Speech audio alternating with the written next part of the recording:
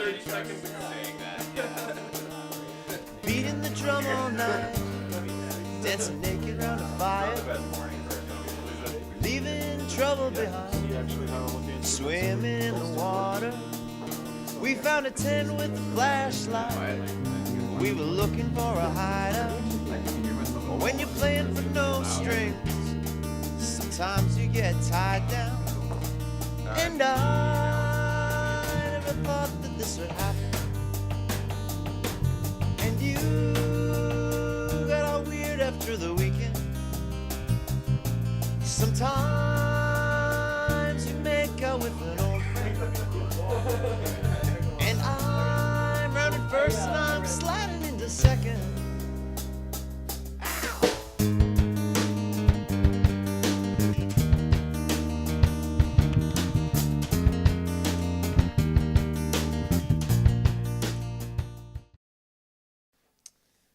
Hey, welcome to Mom's House. We're colored by numbers. This song's called The Great Gatsby.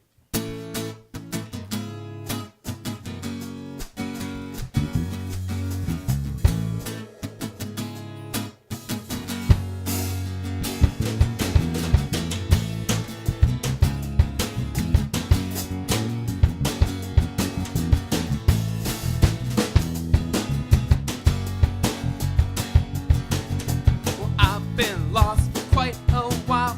Spend it in my own mind, thinking about how it used to be when all I had to give was a smile. But there have been plenty of times I thought, my God, I gotta change. Never gotten around to doing those things, always stayed the same. But Bring the best. out in me, Yeah.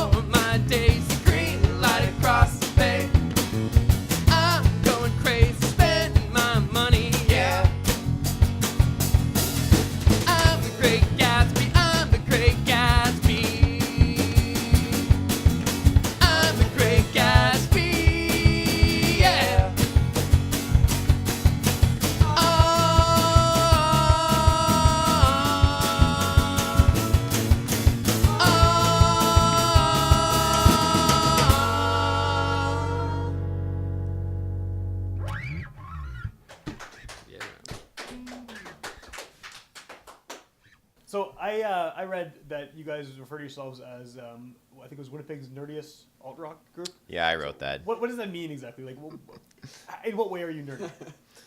Well, we're trying to find a way to distinguish ourselves, I guess, from everybody else, right? So we kind of heard that genre nerd rock thrown around a little bit, and I think we kind of latched onto that. We were like, yeah, that sort of suits our the way we think of ourselves, I think, you know. Yeah. We have a lot of songs based on books. I guess that's kind of nerdy. Like we just played the Gatsby. The Gatsby, Great Gatsby. yeah. So. Yeah. Is that like what other bands would you say would be considered nerd rock? Like what's I mean I've heard the term before, but it's kind of one of those vague terms you don't like. Weezer Okay, is what I think of. Yeah. Yeah. Probably some others too. Well, when I think of that, I think of like They Might Be Giants or something, like something that's really, you know, kind of too Probably. so good, but not. yeah. So, how else would you define it? I mean, if nerd rock doesn't make sense to someone, would you just call yourself an alt rock group, or how do you? Kind of Yeah, I guess. I would say so. It's always a challenge trying to like define what your sound is and like classify it and yeah.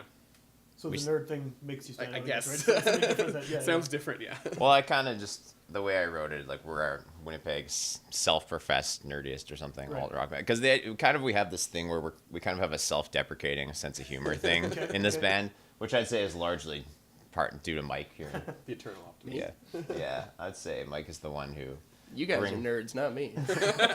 No, he's the cool guy, but he's also extremely self-deprecating. Okay. So I think that kind of that sort of self-deprecating kind of humor is something that we've adopted a little bit as like our band image kind of thing. Does that sort of come through in the songwriting as well, or is it just sort of in the way you portray yourselves? I think so, a little bit, yeah. Well, I guess the nerd thing too is not necessarily a bad thing anymore because nerds are like running the world. You know, apparently, all the once nerdy stuff is now super popular. Oh, exactly, so it's a good road to take, I guess. Yeah. Totally true. And usually you have a fourth member as well, right? Yeah. Yes. And so we don't need to talk about why he's not here. But, I'm sure his bed is wonderful. Right. Illness. But from what I've heard of your stuff online, I mean, you have a lot of synthy parts happening in all the songs, and that, of course, is very different than what you do now acoustically. Yeah. Is the other member the synth player, or is it one of you? Well, he does play some like stuff on synth, but for the most part, a lot of the stuff in the recordings is kind of just there for layers and texture. Okay. But live, he'll occasionally play stuff. If there's like a really specific part, he'll play it. Okay. But usually he's just on guitar? Yeah. Okay. How does the, I mean, when you're doing it like this, you obviously stripped down as a three-piece. Do you have to change the structure of the songs at all, fairly significantly, or is it mostly... A bit. I mean, that last song we did there, I had a lot more lead parts in it normally that I didn't play today because it's just easier as an acoustic to sort of just play chords as opposed to lead bits. But. Sure. And have you done this kind of setup before? Like, have you done acoustic shows, or is it always pretty much full on? Yeah, we've done this kind of thing. Yeah, me and here Alex and kind there. of started out. Like, me and Alex sort of started this band like 8 or 9 years ago. Okay. Now, So kind of. we started back out when we were young. acoustic sort of stuff. Back when we were young. Yeah. So Yeah. it started out acoustic, and then we kind of became electric, and now we're playing some acoustic. We don't really change the arrangements too much, to be honest with you. It's kind of like, oh, let's just do the same thing, but we'll play a bit quieter. Right, we're louder. Or like, rather than him having his full kit. Oh, I think it's great. Only having to bring half a drum. It's way easier, man. Easier on my back. Yeah. Well, how does that limit what you're doing? I mean, are you limited with just this compared to what you're normally doing, or is it fairly simple to transfer it over? I flatter myself to think no. I'm a big believer in small setups, Right. and that someone who's really good on the kit can get just as much variety out of it with, you know, one rack tom and a snare drum as instead of a big Neil Peart setup. Yeah. No I'm not saying I'm that good, but I do believe in like the kind of jazz setup as being all the sounds you need. Okay. Yeah. And with the three of you singing, I mean, the two of you doing lead vocals at different times, is that a fairly big part of the sound? Like the fact that you have at least two people, you know, doing lead kind of back and forth? I think so. Yeah, I mean, I think so. That's also just sort of a byproduct of the way we write songs. Okay. Like, we write most of the songs, so usually we sing our own songs. Makes sense, yeah. Right? It's not really something we, like, consciously decide. It's like, you should sing this song, or you should sing this song, or whatever. But yeah, I would say it's I think having part of us. multiple singers, though, it's definitely opened up the opportunities for like a lot of harmony stuff. Like we'll sometimes have like 4-part harmonies on things. Just Right on, yeah. Yeah. Because you can, right? Yeah. We all like to sing, I think, is the thing, too. So, since we like to. Then you might as well do we it. do, right? Yeah. Is there a very distinctive, I mean, if someone's listening to some recordings and they hear a song, is it obvious whose song it is? I mean, do you think you have distinct enough styles, or has it become kind of meshed into one I think it's really obvious. Yeah. You think so too? Yeah. What are the differences? I mean, well, to you guys, like, what's I the don't write tell? songs that are slower than 150 BPM, Okay. and all of his are slower than that. So I mean, that's kind of one of the major. Well, that's not differences. totally true, No, but that's not totally true. but I mean, yeah, like kind of. Jared writes the shorter, sort of like to the point songs, you know, the sort of like pop friendly kind of thing, and I write these sort of like longer, meandering, like wordy sort of things too. So, and I also think just our style of singing is quite a bit different. Yeah, it's very obviously different. Yeah, Yeah, for sure. I think that makes it pretty obvious who's singing. Is there ever any competition over whose songs are going to get? Yeah. turned into- all the time. All the time, yeah. Well, like, how do you decide, right? 'Cause, I mean, if you're each bringing in songs, does the whole group decide? I wrate the sets. You're at the Just to, Yeah. you know, That's like, kind of- yeah, that's mediator, usually how it You get goes. this many songs and you get this many. Yeah. Yeah, like last night we were playing at La Garage, and Mike basically just wrote the sets, and he's like, Oh, that's some free "Are these sets cool with you guys?" And we're like, well, "You wrote them all, so like, yeah, kind of, you know." Right. But Yeah. so, yeah, but I wouldn't say there's like competition or anything like that. I think we try to be And I think, somewhat like, egalitarian. When it comes to recording too, we base it on what songs we think are the best and that like we enjoy playing and think we play the best, and that's kind of how we pick them. Not just sort of like, oh, we only have 2 Jared songs, record another Right, Jared song. It's right. like, no, you just what's Yeah, the it's best sort of we record. about what's best for the band. I think it's mostly what we Makes try sense. to aim for. But we still Yeah. don't have enough Jared songs. Yeah, well, you would think that. Yeah.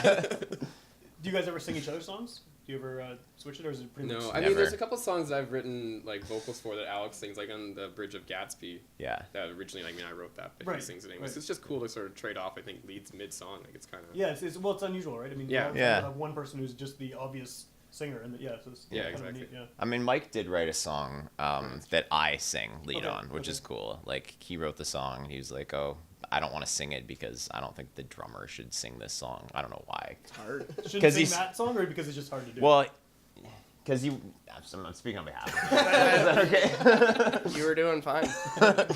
He wrote this song, but I think Mike's philosophy, again, speaking on behalf of him, Right. is that like for originals, you should have like the front guys being the singers or whatever. But he sings like the lion's share of the covers we do. Okay, Oh, cool. yeah. So yeah, That's kind of unusual, actually. yeah, it's quite weird. It's cool. Yeah. Where do you guys? I mean, I know we talked earlier about the whole difficulty of describing, fitting into a genre, and the nerd rock thing comes from that. But where do you think you fit in locally, like within the music scene? Is there because there's so many subscenes of subscenes of subscenes in Yeah. Winnipeg? Like, is there kind of a pocket you think you fit into, as far as genre or other bands at least that you kind of have a kinship with? I mean, I don't know. Where do we yeah, I guess there's other bands that we've played with that we've thought like we have a kinship with you. Like Disraeli Dreamers come to Right, mind. okay. We've played a number of shows with them. Yeah, just sort of like, I don't know, that sort of alternative thing or whatever. But there's so much music in the city, It's and crazy, yeah. there's so many genres and stuff that I don't think that there's like one place or something. Yeah, because often you go to a show and there'd be like 3 or 4 bands that all are such different styles. Like Yeah. it's not really like you go to a show and see like a rock bands or pop bands or whatever. Yeah, It's, like we played the Cavern one time, and it was like 3 punk bands and us, and then we played like a CD release show for Rooftop Static, which is kind of like I don't even know how to describe them, but kind of like Yeah, some sort of jazz, like progressive alternative jazz, alt rock. contemporary or something like Right, that, right, like right. sort of like We're gonna be whatever. out of place no matter where we go, so it doesn't. Yeah, Those metal shows. we're gonna be weird wherever we are. Yeah.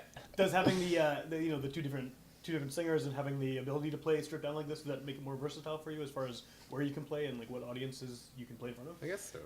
We haven't really, I think like, so. We usually just play full band stuff. We haven't really done too many Okay. stripped down things recently. No. But We're not very discerning with our Right. gigs. Like Right. we like to play, so we'll sort of take different gigs wherever. Like we do a lot of random bar gigs too. Like we played out in Saskatchewan for a couple days over the Christmas holiday season, and we'll go there and we'll play a bunch of covers and like 3 originals and just have fun doing that too. Okay. So yeah. You mentioned earlier that the two of you had been doing this for 8 or 9 years already at this point. Do you feel like you have a good working relationship in the sense that, like, can you easily adapt to each other's songs? I mean, can you sort of pick up, I know exactly where he's going with this sort of thing, or is it still difficult? Because I a don't lot of know. people working together for a long time, they can just instantly kind of like, I know where this is Yeah. going. I can pick up on that. Is that I guess the vibe? kind of. Yeah. I mean, sometimes I'll play something that's probably way off from what Alex was thinking, but he ends up liking it, and it's kind of like, oh, cool. Yeah. Dope. It's a good question. Like the idea of a working relationship Yeah. is like a really interesting idea, right? We both sort of do things differently. Like I usually kind of write like full songs and bring them to the band. Like this is the song, this is kind of what it should feel like. And then Alex will write sort of like a part of a song, and be like, okay, let's like jam this out and see where it goes. Work it out. Yeah. Yeah, I feel like what we do is usually we bring a song to the band and then we sort of put it together as a team kind of thing. Okay. Which I think we like as the four of you. Yeah, which I think we do a good job with because we just sort of we're able to do that pretty well. I think playing together as long as we have definitely allows you to anticipate. It's just the feel is always going to be more comfortable. I think with guys that you've been playing with. Yeah. For a long time. I do notice if I go to play with Someone strangers. You know It's just exactly. like there's a lot more questions. For sure. The comfort level is not there. Yeah. Well, I even find like on a related note, like you were talking about this, like music's like a sport or whatever, but like it's like if you want to succeed, like you should spend time with each other, you know. So like I find like the gigs were beforehand, we're like hanging out, having a beer or whatever, and then we go and play, are often a lot better than if we sort of all are in separate places and then we meet up and then it's like let's play together. Totally. It's not the same. You have the lead up to it sense. before, Yeah, you sort of. It's like camaraderie. Yeah, you sort of Did like. I say that? I think so. Pretty profound. You're very insightful. So, what are you guys gonna play next? What song are you gonna play next? So this next song is called. You can introduce it. No, you do. No, sir, go ahead. Okay, well, this song is written by Alex. It's called Thaddeus, and it's the first single off our upcoming rock opera. Cool. That's true. Yeah. And just to give a bit of context, the song is actually written about a bar that's like really close to where we are right now, on Higgins or the King's Hotel. Is where it's written about. So, yeah. Cool. Well, let's hear it. Sure.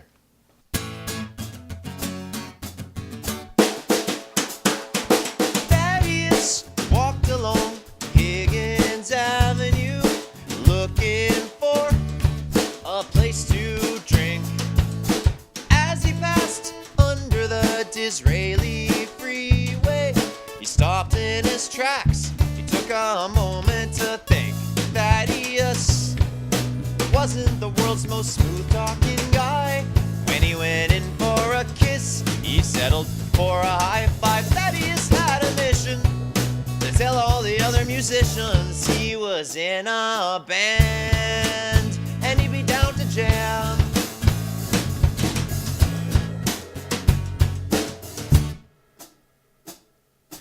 Thaddeus shrugged off what happened last night.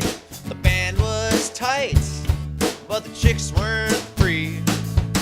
Art isn't the easiest subject to talk about. Thaddeus majored in history. Thaddeus wasn't the world's most smooth-talking guy. When he went in for a kiss, he settled for a high five. Thaddeus had a mission to tell all the other musicians he was in a band and he'd be down to jam. He played a 3-chord song, said try to follow along.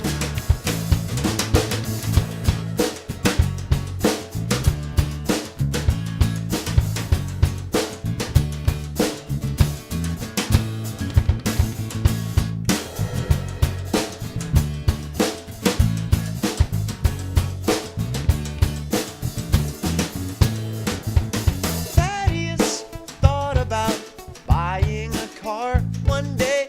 Winnipeg Transit, it ain't that great. Finally, he found his way into a bar. He pulled out a 10 and asked for a PBR. Thaddeus wasn't the world's most smooth-talking guy. When he went in for a kiss, he settled for a high five. Thaddeus had a mission to tell all the other musicians he was in a band and he'd be down to jam. He said, I play the bass, I'm a fucking ace.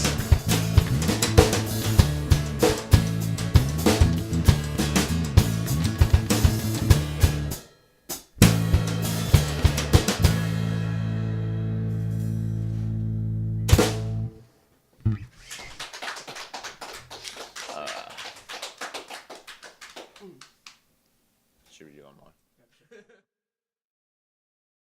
Hey, I'm not usually the host of this show, but I do host a podcast and radio show called Witch Police Radio. It's been running for about 5 years. I've interviewed 200 plus local artists, and this is really cool to be involved in this because it's kind of a continuation, I guess, of what I do on my own show. You can find those episodes at witchpolice.com or on UMFM on Sunday nights at midnight.